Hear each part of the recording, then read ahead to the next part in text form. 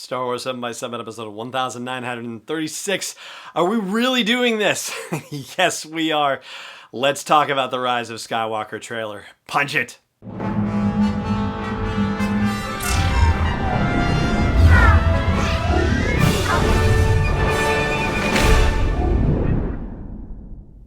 Hey Rebel Rouser, I'm Alan Voivod and this is Star Wars 7x7.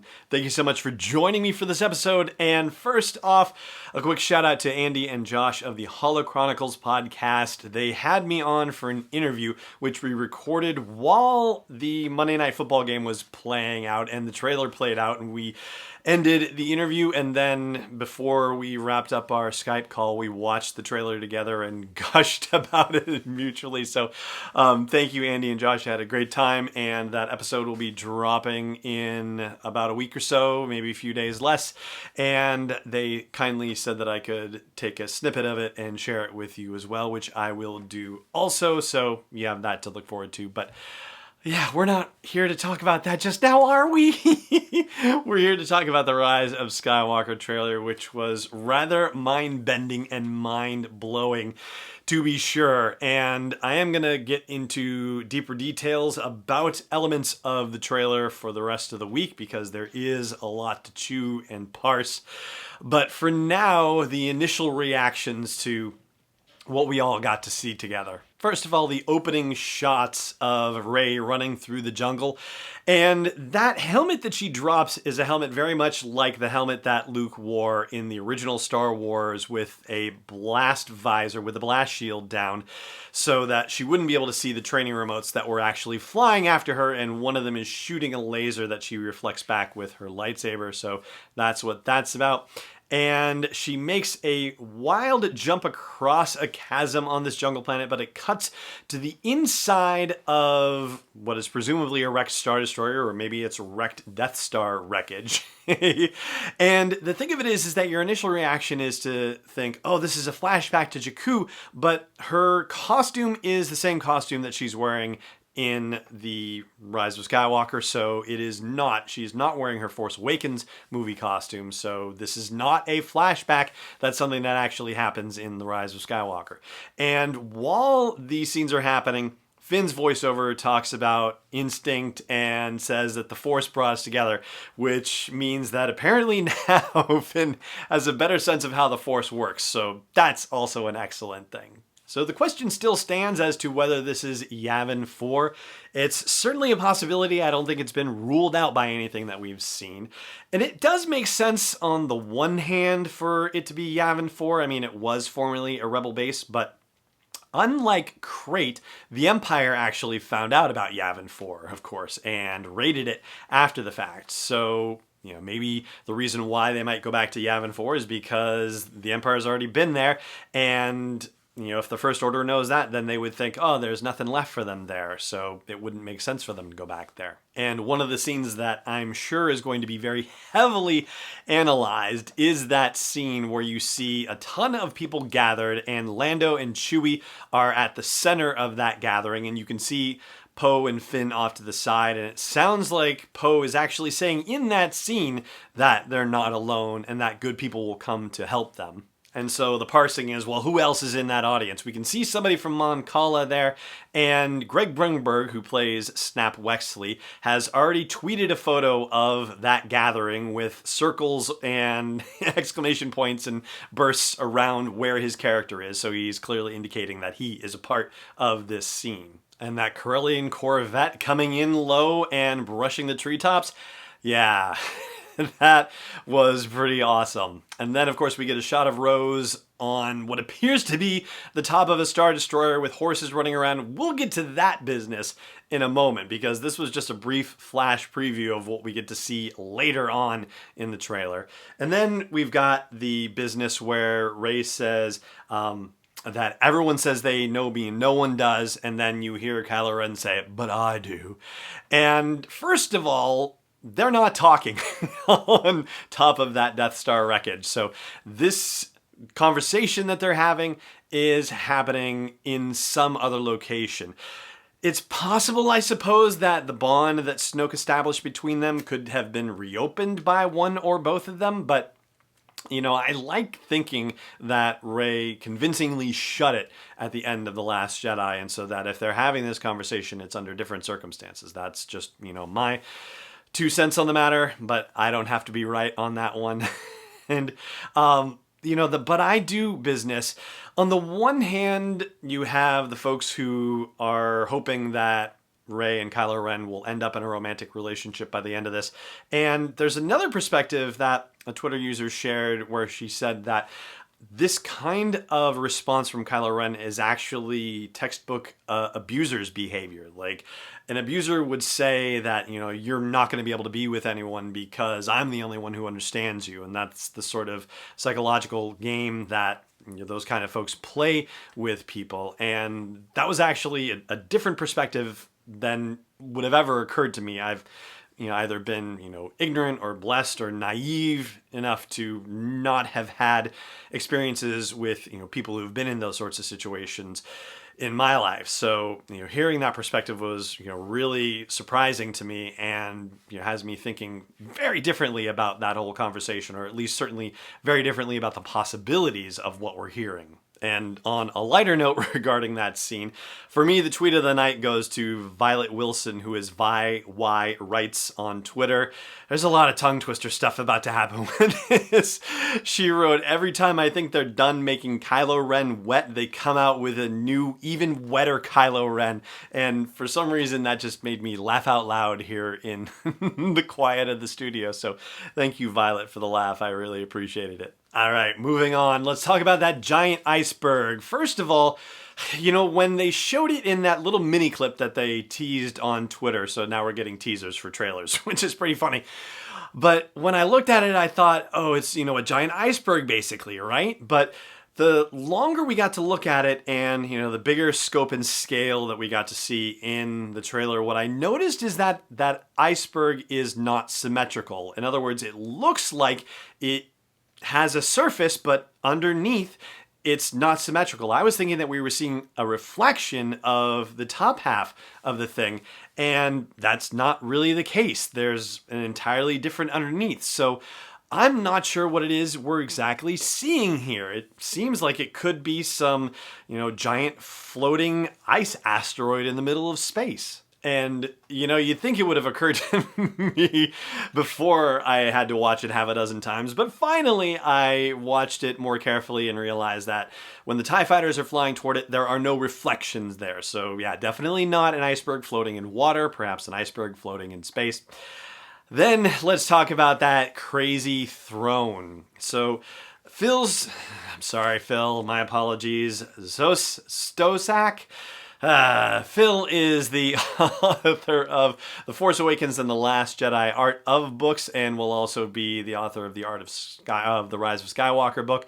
So he tweeted a photo of one of Ralph McQuarrie's concept drawings for Return of the Jedi, and it is for the Emperor's throne, and wouldn't you know it, this throne that you see in The Rise of Skywalker is based on that concept art. And there's a shot of a Star Destroyer breaking up through something.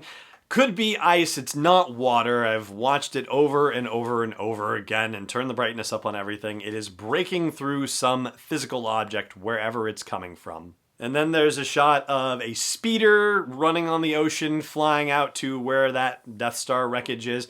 And Rey is at the controls of that speeder. You have to look very carefully, but you can see her form standing up in the cockpit of that thing, flying it there. And then things slow down for a little bit with that scene where Babu Frick, the little tiny droid smith, is working on C-3PO, and Poe's like, "Yeah, what are you doing, 3PO?" And in the room are Rey and Finn and Zori Bliss, as well as BB-8 and Dio are there too. And 3PO has that line where he says, he's getting one last look at his friends. And it immediately cuts to a scene where R2 is chirping next to him, and 3PO puts his hand on R2. That appears to be in a different place from where this scene where he's saying having one last look at his friends is happening. And there's a lot of ways we could read into that 3PO business, okay? I mean, it sounds like this is the end for 3PO, but I don't know if that's really the case. I mean, we see Threepio at other moments throughout this movie, so it's maybe a different kind of end, or maybe it isn't even an end. Maybe something else is going on. I don't know. I don't think we can take that one at face value. So if you think that Threepio is dying necessarily, well, I suppose it's certainly an option that he could potentially go offline for, once and for all, but I wouldn't necessarily say that it's a done deal just yet, okay? We'll talk about more possibilities in later episodes of the show here. And there's also a scene of a Y-Wing flying out of its mind and shooting a bunch of TIE fighters. Money's on Zori Bliss for that one, right? And only saying that because the Lego Y-Wing that came out on Triple Force Friday came with Zori Bliss, so that would be my guess for that. Yeah, we'll deal with the horses. After the break, we're not there yet, but we will deal with that. Let's see, what else? Yes, Finn also on that Death Star wreckage. So whenever Rey and Kylo Ren are having their lightsaber battle, which I've seen things suggesting that Kylo Ren is not actually fighting her, that his movements with the lightsaber appear to be defensive, and I'm actually going to start taking those a little more seriously. And the reason why I say that is because I think back to the trailer for The Last Jedi, one of the trailers, and there was a scene where in the trailer, Rey is raising her lightsaber up near her face, and that's the scene where she and Luke have her final confrontation on Ahch-To. And in fact, what we see in the trailer is the actual reverse of what happens in the movie. It's basically the film running backwards because she is moving her lightsaber down in the movie. And there were some very astute people who picked up on that. And I remember reading about it, people saying, hey, she's not raising her lightsaber, she's actually putting it down. The motion, it looks like it's reversed. Like, people said that before the movie came out. So yeah, I'm willing to believe people who are saying that Kylo Ren is not fighting Rey, but rather defending himself in that moment. And as to why Finn is coming up running, it must be because the two of them are going off together for some reason. That would be my supposition on this, and I don't like it, but yeah, we're going to talk a little bit more about that too, because there's more stuff there. Because we have to talk about the voiceover from Palpatine that accompanies many of these scenes, which is Palpatine saying, "Long have I waited," and then saying, "And now your coming together is your undoing." And this is with shots of the giant Resistance fleet coming together. And yeah, that's a whole other thing too that we'll be talking about on a separate episode of the show. So who is it really talking about? Because then there's also a scene of Rey and Chewie and Threepio and Finn and Poe in the cockpit of the Millennium Falcon. So, does this mean the Resistance fleet coming together? Does it mean those 5 friends coming together? Or does it mean Rey and Ben coming together? I mean, the the guess that seems to make the most logical sense would be Rey and Ben coming together. And there is that scene that is probably going to be the one that, of all the scenes in this trailer, is going to be hashed out and discussed ad infinitum until the movie comes out. And that is the scene where they're in that white Imperial looking room. Rey and Ben are both in there. Previously, all we've seen in there is Ben, and with his helmet off in that room with the helmet of Darth Vader. Now we're actually seeing them in that room and seeing both Rey in there and Kylo Ren, but now with his helmet on, interestingly, and swinging their lightsabers together and destroying what appears to be the pillar upon which the Darth Vader helmet is resting. And I'll tell you, there's something that doesn't quite feel right about that scene to me. What I mean by that is that the room itself is so different aesthetically from other rooms we've seen inside First Order ships and facilities and whatnot. It just doesn't quite seem right. And so I guess what I'm getting at is that I'm wondering if it's at all possible that what we're seeing here is a vision or hallucination or something to the effect of a thing that happens inside, say, the tree on Dagobah, where people have visions and whatnot. Is it a dream? Is it a force packet? Is it something strange?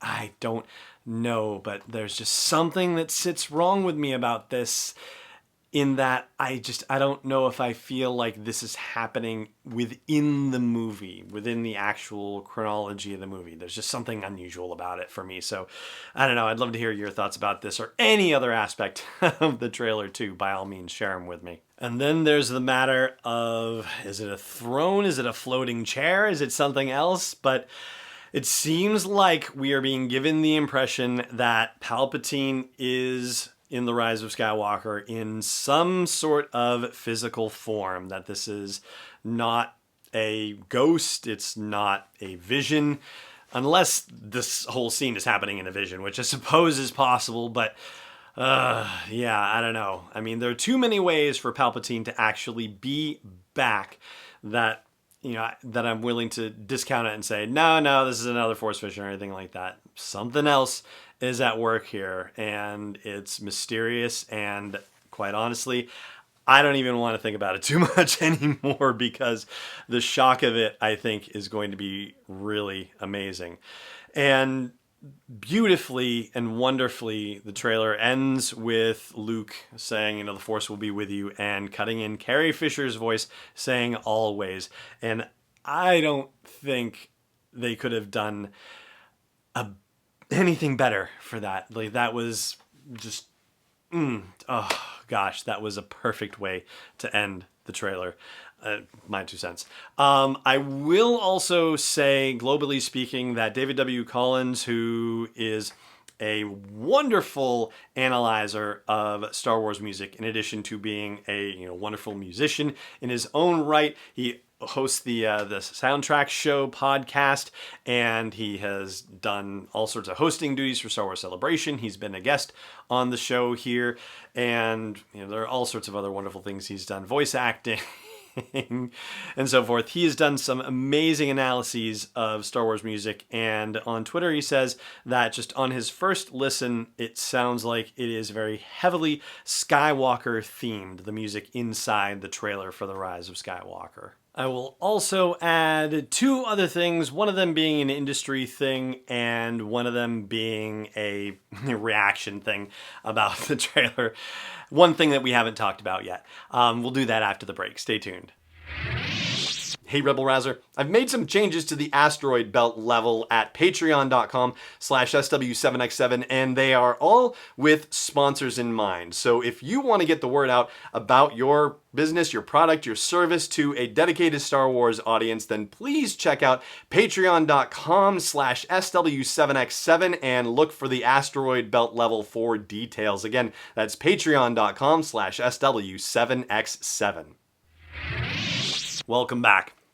So, an industry note, I'm seeing reports that pre-sale tickets for The Rise of Skywalker, yes, that actually happened yesterday as well, in the first hour sold 45% more tickets than were sold for Avengers Endgame. So far, The Rise of Skywalker is outstripping Endgame in terms of ticket sales by a large margin, setting records in that regard. Atom Tickets is not one that I've done a lot of business with personally. Atom Tickets is actually where I bought my tickets for Secrets of the Empire when I was able to do that in Anaheim. So, there is that. I have used it. But as far as like Fandango and other sites like that, I don't know how they're doing yet. But at least the initial report seems to be pretty good. I would take it with a grain of salt, but, sounds encouraging to be sure. And as for the one moment or the 2 or 3 moments that we haven't talked about regarding the trailer, the space horses on top of a Death Star that appears, or on top of a Star Destroyer that appears to be flying along with other Star Destroyers. What is happening? What is happening? No.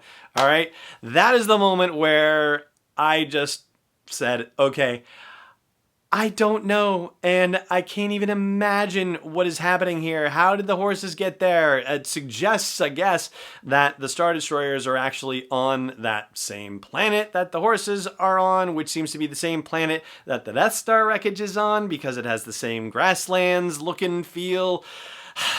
Oh man, there's something really strange and mysterious afoot in that whole business. And Yeah, that scene of all the horses running, and BB-8 can actually roll pretty fast because he was keeping up with him. So, oh brother, I can't even imagine what is going on with that. It just makes no sense to me at all. And I was looking at the couple instances of laser cannons firing. So there are lasers firing from that thing, and I was wondering, like, are they shooting at the clearly good guy ships? Like there was at least one B-wing that I saw flying around, for example, or was it shooting at TIE fighters? Can't tell. I just can't tell. So, that's the whole question of whether is this just some crazy resistance assault team that landed on top of a Star Destroyer and is going to try to infiltrate it, or are they actually riding a friendly Star Destroyer? I can't even imagine. This one is going to twist my brain for a while. And if I do see anything from an analysis standpoint that gives us any suggestions or ideas about what that might be about, then we'll talk about that on a future episode of the show. But for now, oh my gosh, that just blew my mind. And yeah, goodness gracious me. Again, I would love to hear what you thought about it. So chime in wherever you catch this episode or at home base at sw7x7.com. Thank you so much for joining me for the show, as always, and may the Force be with you wherever in the world you may be. This podcast is not endorsed or sponsored yet by Lucasfilm Limited, Disney, or 20th Century Fox. It is intended for entertainment and information purposes only. Star Wars, the Star Wars logo, all names and pictures of Star Wars characters, vehicles, and any other related Star Wars items are registered trademarks and/or copyrights of Lucasfilm Limited or their respective trademark and copyright holders. May the Force be with them. All original content is copyright 2019 by Star Wars 7x7. We hope you love it.